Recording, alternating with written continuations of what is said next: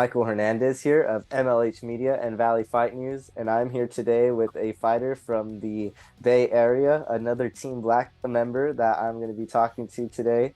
Here with Wally, over there, his real name Geovanny Encarnacion, currently 1-0 as an MMA fighter over there at Antioch. How you doing today, brother?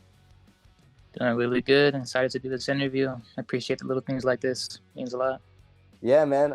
You're actually so you're one of the first ever fighters to hit me up and kind of just, talk about doing the interview and everything like that, which is something I've always told people. I'm like, dude, I'm really excited for the first guy that hits me up and actually wants to do something like that. Like I've always had guys be like, oh, like I see your interviews or, but a lot of Yeah. guys are always shy to get in front and do the thing, but you were actually willing to hop on and willing to talk to me a little bit, man. So I really appreciate your time today.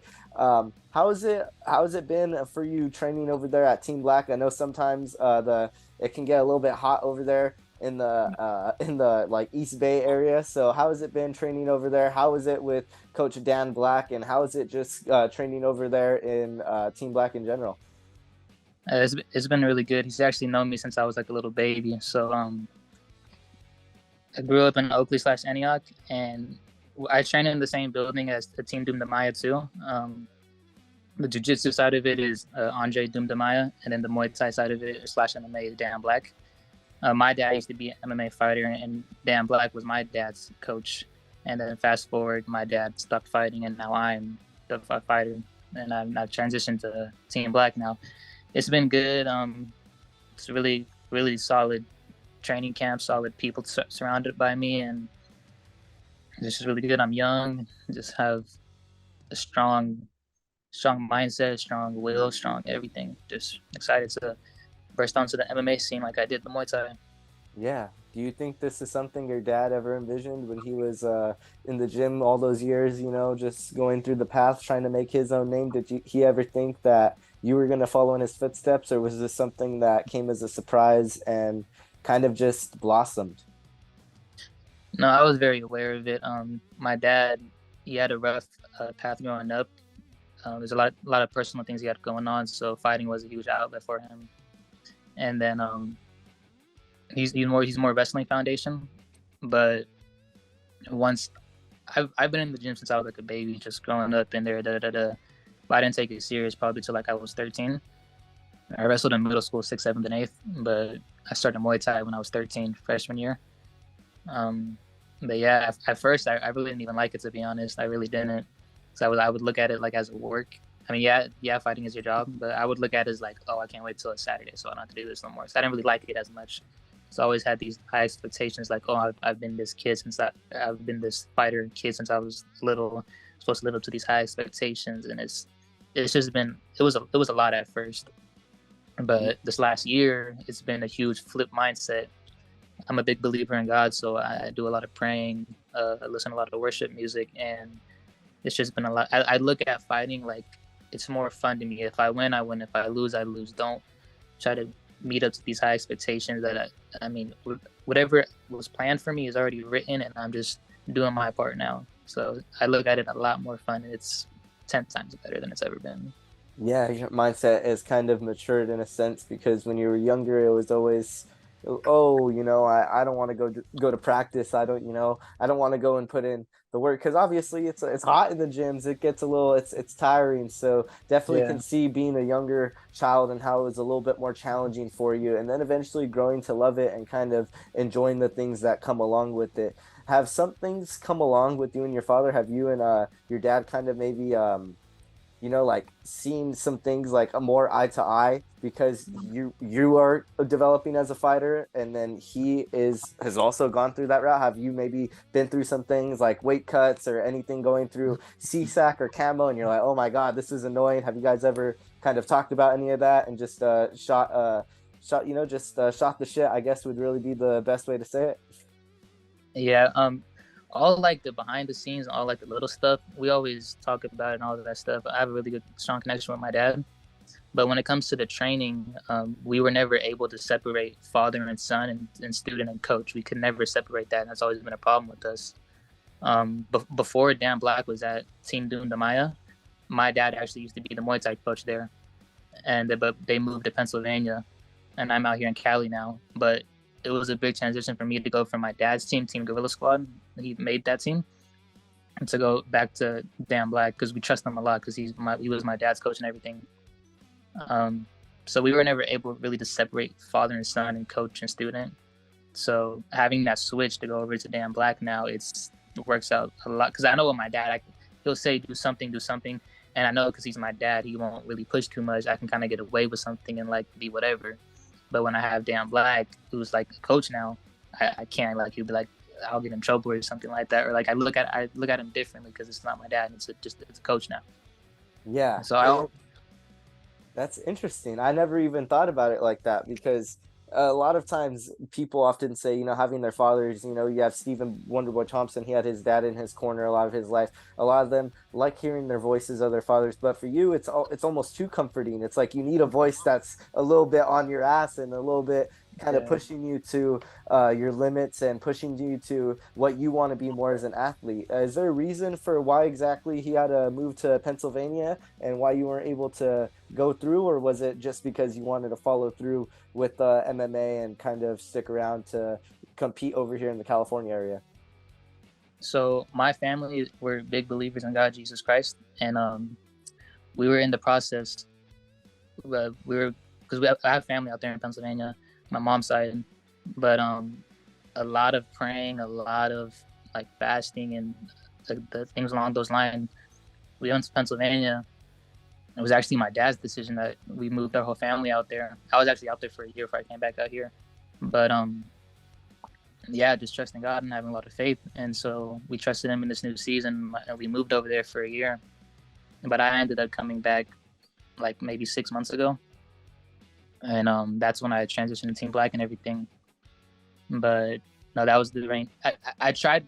Pennsylvania is a lot more strict than it is California. Yeah. Like they're for the amateur Muay Thai fights, like you couldn't even do because over here you can like not wear shin pads, not wear headgear, and you can punch to the face and everything. Yeah. In Pennsylvania, you can't do that. And then like for MMA, you can't punch to the face over there until you have like a certain amount of fights or something like that. And that's so it's just a lot more strict. And then over here, I have a lot more connections. It's more convenient. I don't really have to worry about like money wise anything like that too much because I have a strong family and strong gym like foundation over here. So it all really played out. Yeah, that's absolutely amazing you were able to do that. And yeah, I always find it so funny, every single commission, especially in MMA. It's not like how it is in football or baseball right now. We're in a weird timetable in the sport where MMA isn't really the same in every single state. You have states like New York where as soon as they see a drop of blood or any sort of cut where it's a little too deep, they're willing to call that fight. And you have obviously commissions like how you were saying in Pennsylvania, where you have to have so many fights before you're able to have certain blows or whatever. But we're slowly getting to progression. We got Colorado; they did to where you're able to throw kicks on the ground and everything like that. So that's pretty awesome. That we're actually kind of progressing and we're not going so far back in this Exactly. MMA game, and we're kind of eventually, hopefully, it'll be to where every single state isn't restricted into where it's a little bit more like California, a little bit more like Nevada. So, have you enjoyed your time over in the Muay Thai scene over here in California? And obviously, I know your MMA time hasn't really been too much, but have you enjoyed the MMA scene as well? I love the Muay Thai scene. I do. That's probably my best style, or like out of all the things, wrestling, jiu-jitsu, and all that stuff. And like transitioning to MMA, like it's not rocket science. Anybody that fights me that does their research, they're gonna see I'm a striker. They're gonna want to take me down. Like that's obvious. So I'm just really working on my wrestling, my jiu-jitsu. Um, I'm 4-3 in Muay Thai right now. I was ranked number 16 in the world for amateurs. Um, a little bit earlier on, but then it's like a long story. But two of my fights, one of the dude was he was extremely overweight, and that's when I fought in Florida for the belt. Everything just went bad that day, and I ended up losing by a round. And then I had a 5-round title fight with Aaron Hunter. That one was a split decision loss, super close, could have went either way. And then my other fight, I fought in Buffalo. I was up 2 rounds to 0, and in the last round, I got caught with a head kick and I got dropped like a flash knockdown. I got backed up. I was fine. And then 10 seconds later, he swept me, but the referee called it a knockdown. It was kind of whack, Yeah. but I ended up losing that one by. But then my other four, I fought somebody. I beat one of Smash Fighter's top guys. I beat one of Ant Dog's top guys. I actually seen your interview the other day when you interviewed Royce Butler. I actually Yeah. fought him in the Muay Thai scene, Oh and yes, yes, Royce yeah, Butler, man. He's definitely he's a killer, man. Getting to talk to him, getting to know him over the years, it's pretty crazy to see how he's kind of transitioned from Muay Thai and how he's become more in just in I guess you could say putting involving wrestling into his game because it's crazy, man. Some of the performances he's put on over the years definitely been able to put on against a lot of guys that I thought were gonna just put him on the floor and hold him down, man. But Royce has definitely been doing his thing. So kudos to him. Shout out to Royce Butler. But how did that matchup play out with Royce? How did it fare when you were on the feet with Too Smooth, man? it was a good match. I ended up beating him. This was like a little bit earlier on in my career when I was 18, 18 Yeah. or 19. I'm 21 right now. Um, I think it was his second to last Muay Thai fight he had before he switched to MMA. I could be wrong, but and then that's when I had like maybe one or two amateur Muay Thai times with the fight. He's a cool dude. I follow him on Instagram and everything. He's a super cool dude. I'd love to fight him again in MMA now. But he's a little bit more deeper than he is than his MMA career. So whenever that time happens, maybe I can run it back. And then, Yeah. do you happen to know who Terrence Saturn is? Saturn? Yeah, Terrence, wrong turn. Yes, he trains out of Nobody MMA over there, and I fought him in a Muay Thai match too. The same oh thing. I ended up beating him earlier in my career, but then he had switched to MMA, and that'd be a cool one to fight too. But he's pro now. His time is a little bit more ahead of mine. So, but it'd yeah. be cool to run it back with those two. Yeah, you definitely had your matchups against a lot of these guys that have done their thing in MMA. Was there a reason for any particular reason at all why you were kind of a little bit more hesitant to get into MMA? Because I know you've only had the one MMA matchup at the moment. You're looking to delve into it a little bit more, I'm guessing, correct? Yeah. I'm young. I'm 21 right now, so it's not really been a rush for me. And again, I know I keep saying this a lot, but I really am a big believer in God, and I trust His plan. I trust His process. All the skill, all the talent I have it's not from me. It's not from the work I put in from the gym. It's from what God has gifted me with. Now, all the skills He put onto me, whatever platform He gives me that He allows me to have, I just show Him the glory. Win or lose, all praise go to Jesus Christ. So it was never really been a crazy rush for me. Um, a year ago, like a year and a half ago, I actually had an MMA match planned. And like what I'm about to say right now is gonna sound crazy, but I had an MMA match planned. It got dropped out. I had a second MMA match like a month later. The dude messed up his eye or something. The third, I had another one like another month later, but I went to Muay Thai because I wasn't getting MMA matches. The dude messed up his ribs. He pulled out. Another Muay Thai match. The dude got a concussion the week before. He pulled out. I had two MMA matches lined up like a month apart. One was for Compton's show, and then another one was for I think it was Dragon House, I want to say, but they both pulled out. And then my next one I had to pull out because I had got cut my eye during training in Jiu-Jitsu. So like I've literally been trying to get fights for like the past year and a half, but I just had the craziest sequence ever. So that's Yeah. why when I finally did get my MMA match for SF Combat, it was like finally like Yeah. dude. Talk about that SF combat matchup a little bit because that was a match that was originally scheduled to be at flyweight, right? And there was a little bit of a kind of thing with the weight and all that. Take us through the matchup because I know for you it was definitely obviously you have your own story about the fight, but it seemed like even during the fight it was just kind of an odd fight. You definitely seemed like both of you guys were trying to establish your range a little bit, but it whenever it was going to you on the feet, it just seemed like you were in control of the matchup. So take us through that fight, through your perspective, and what exactly you were seeing in the octagon. I was originally supposed to fight somebody else too, but then he got hurt. But then they found Simon like 3 weeks out. I had seen his fight before. He had beat some other guy, like almost by knockout. I want to say no, it was decision, but he knocked him down though. But Simon. He's cool dude. He's sticking his tongue out, taunting and all this stuff, talking to me in the middle of the match. But it never gets to me. I'm a chill person. I'm like, all right, bro, you got it. I'll smile back or whatever. Yeah. I was surprised he didn't try taking me down sooner, because Yeah. again, I'm a striker. I don't under. I'm not saying this in a rude way, but I don't understand why he would try to sit there and stand with me. I was expecting him to try to take me down sooner. For me, I just didn't understand because it didn't seem like he was trying to start anything, even though he was eating a lot of the punches that you were seeming to throw out. It didn't seem like he was really throwing anything out there that was really big or trying to take any big whiffs, wasn't throwing any power shots. So I was just really confused. Was he just going to stand there and Nate Diaz it for like 10 minutes and then just all of a Right. sudden come out with a right hook that just puts you down? I was really confused, but I Yeah. mean, maybe just kind of some things happened throughout there, and obviously came in there with some confidence, but you ended up getting that decision. What was the after for you? Did it feel a little bit different than maybe a traditional Muay Thai win? Because MMA is just it's a whole different scene. Obviously, it's a little bit more hyped up. Especially SF Combat. They have had some amazing shows. Been meaning to head out to one of those over there in Napa. But take us through the after for you of winning that fight over there against Soto. The aftermath was this was actually it was good, but this was actually the first time my dad hadn't been in my corner. He couldn't make it out because all my Muay Thai fights, it was my mom and my dad. They were in my corners, and then this was the first time uh, my dad couldn't make it over Pennsylvania. Only my mom did.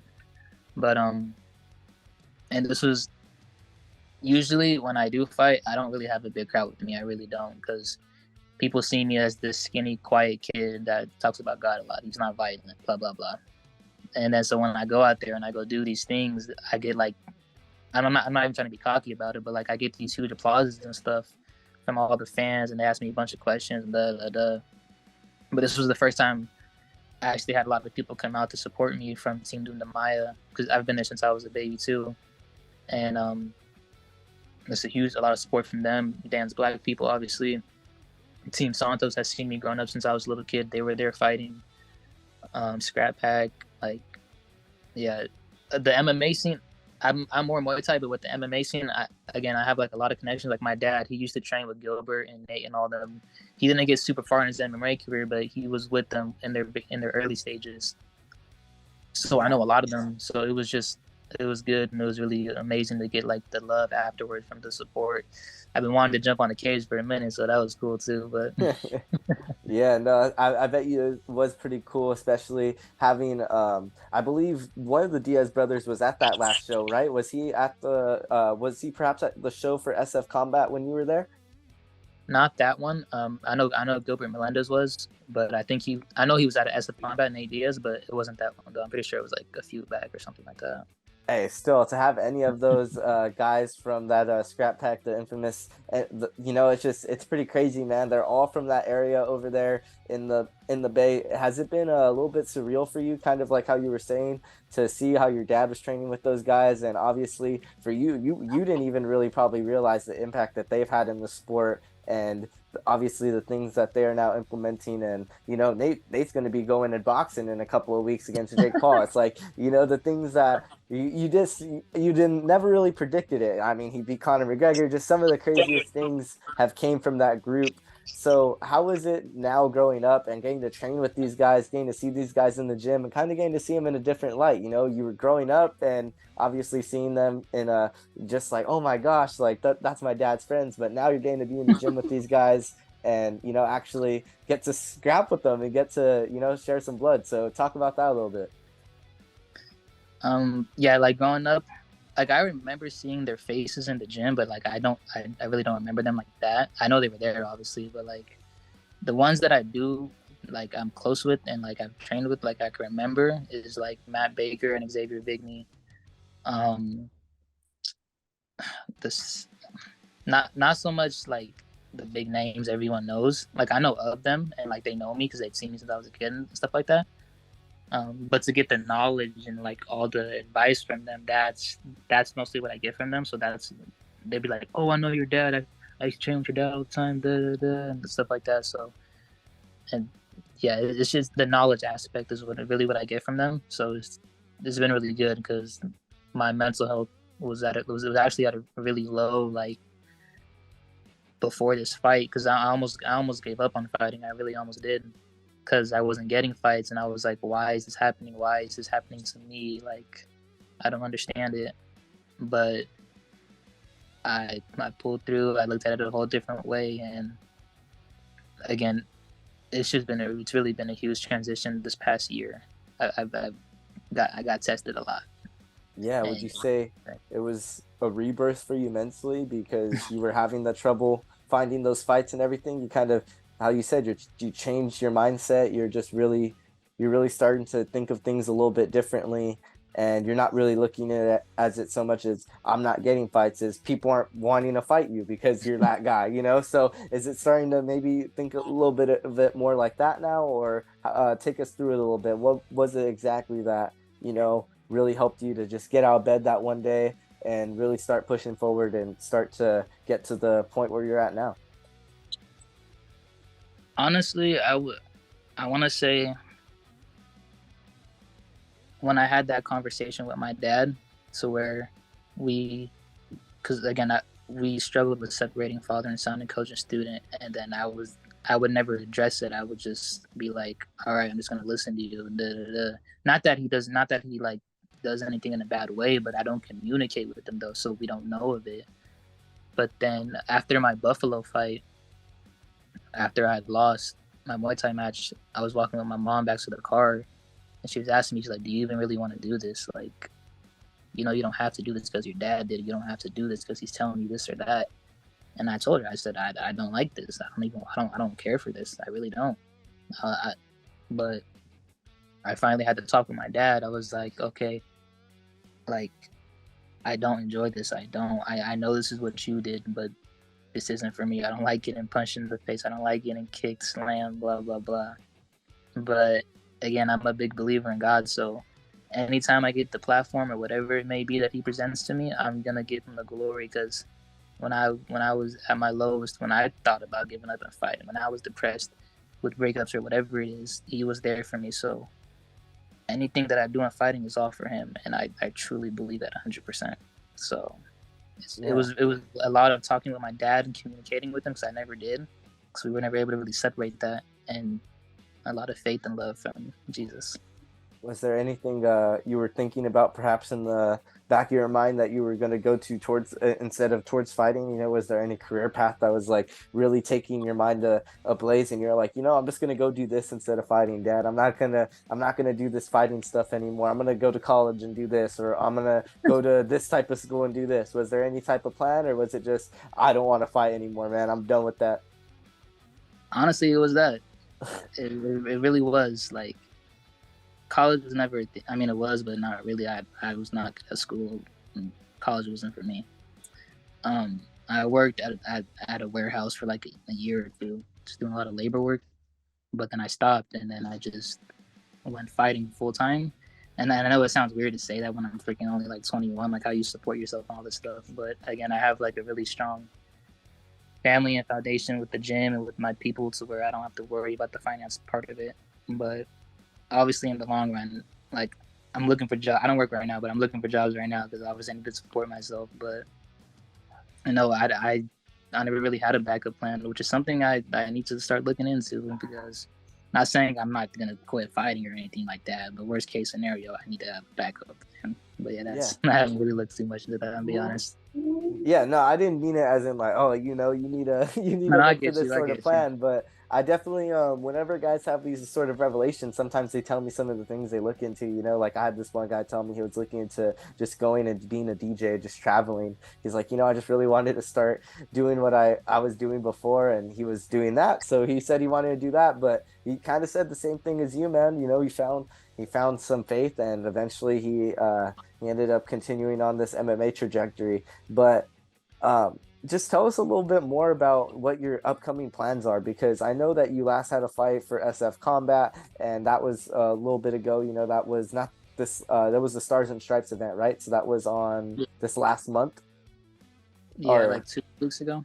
yeah. So how is it? What's your next plan? What are you looking to do next? Are you looking to hop into the Muay Thai ring again, or are you looking to go into the MMA octagon one more time and strap on the leather? What's your plans for Encarnacion, man? I'm lined up to fight on the 26th, the SF Combat again.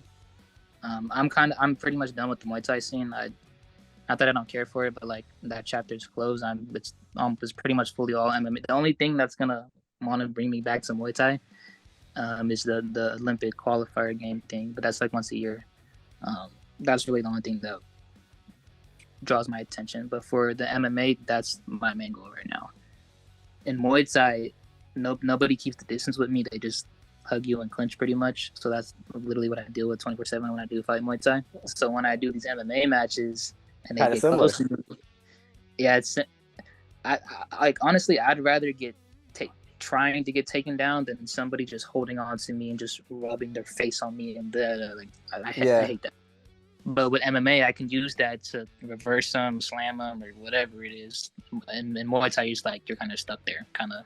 Yeah, you definitely hit him with a couple of nice little. You hit Simon Soda with a couple of nice little slams, a couple of nice reverses when he was trying to clinch you and trying to get you close because he definitely did try and get you there a couple of times. I see your whoever is doing your hair finished up there. They got the four braid section there going. They Or halfway. halfway Decide there.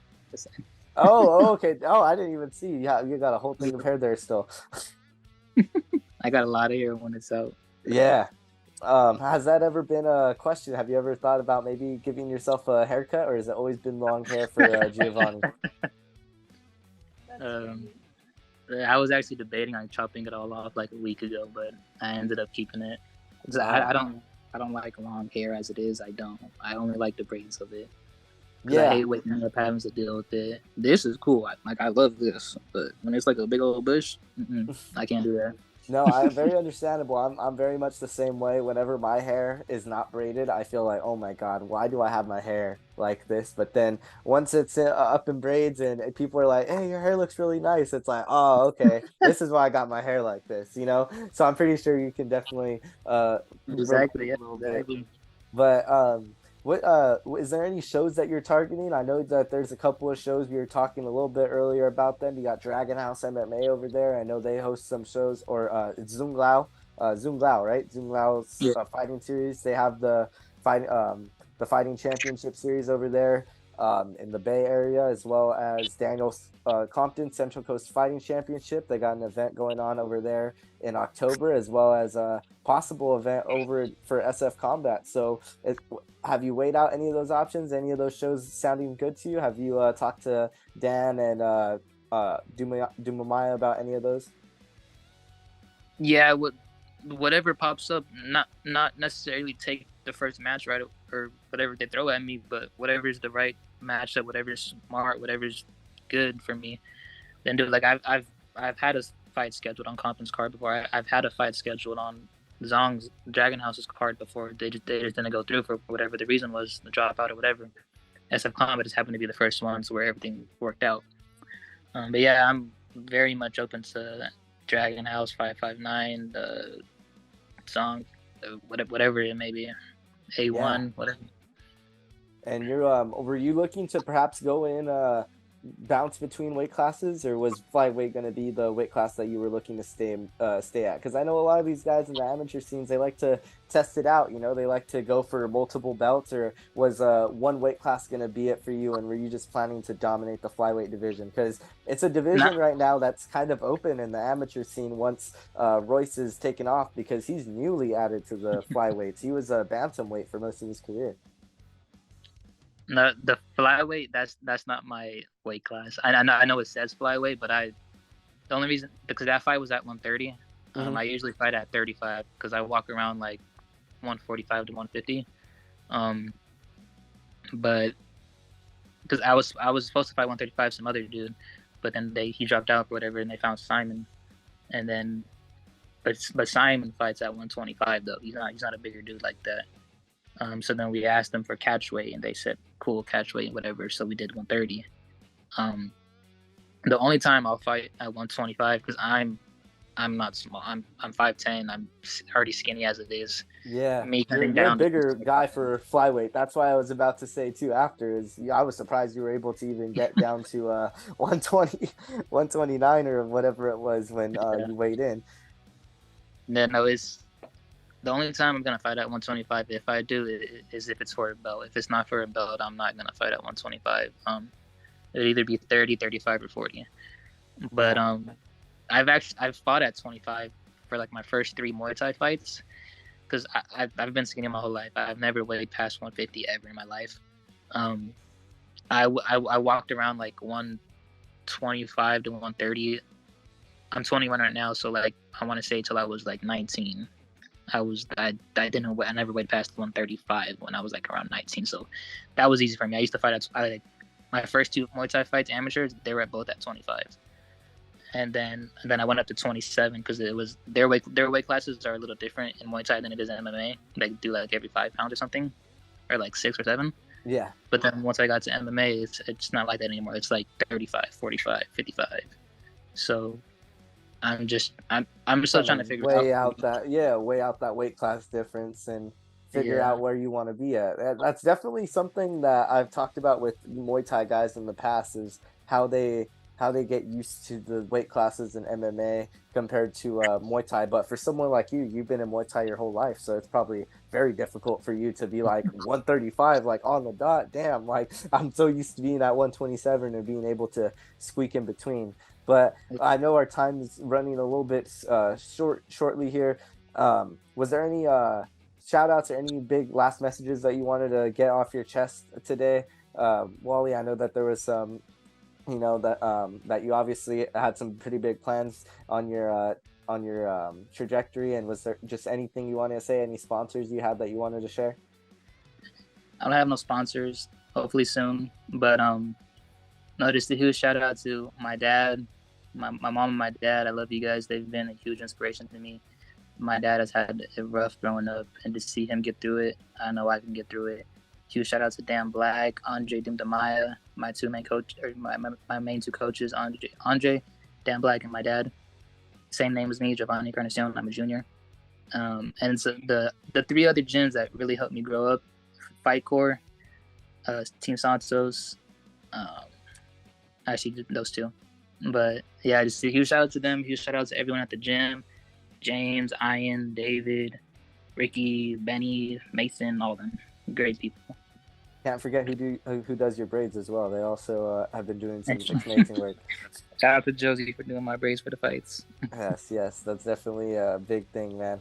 Well, well, Geovanny, I'm very grateful that you were able to hop on this call today. It was awesome to get to be able to talk to one of the guys that's very hungry in this MMA game, and I'm very, very hopeful to see you on an MMA card in the very near future. I'm looking to be out there in the Bay Area for a lot of those MMA cards, so I'm looking to see your name on one of those. And when that does happen, just know you're going to be seeing my name in your inbox, man. So really excited to get to talk to you today, and really excited to get to put the whole MMA seeing I, on notice for you, man, because I feel I like know. you're.